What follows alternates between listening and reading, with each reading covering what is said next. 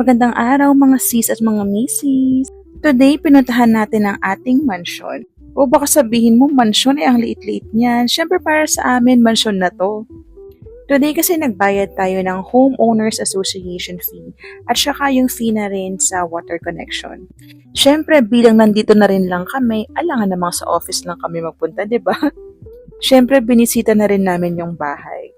In fairness, gusto ko yung security dito kasi hindi sila basta-basta nagpapapasok. Kami kahit homeowner kami, hindi basta nakapasok kasi wala pa kaming sticker. Kinailangan pa namin ipakita yung susi at yung copy ng authority to move in namin. Pero okay lang yun, gusto ko yun. Ibig sabihin talagang malakas yung seguridad dito. So ito na nga po yung aming munting mansyon. Maliit man pero nakakatuwa pa rin kasi talagang pinaghirapan namin to. Lalo na ni Ernie. Hindi pa nga lang kami agad-agad makakalipad kasi hinihintay pa namin yung connection ng tubig at kuryente. At ipapalipad pa rin pa nga pala namin yung internet namin dito. Pero lahat yan sobrang lapit na sa katotohanan at sobrang excited na rin kami. Walang hanggang pasasalamat sa Diyos kasi kung hindi dahil sa Kanya wala kaming lakas para gawin lahat to. Pasensya na sa magulong buhok ha, alam nyo na, motor girly.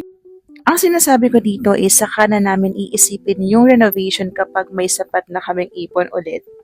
Ang importante naman ay matirhan na namin agad. Tour ko kayo saglit sa aming clubhouse. In fairness, mukhang malinis naman yung tubig sa pool. At gandang-ganda rin ako sa ambience ng clubhouse na to. Parang ang sarap-sarap tumambay dito kapag hapon. Nakaka-excite, sobra. Pagkatapos naman naisipan naming dalawin ang makulit na to.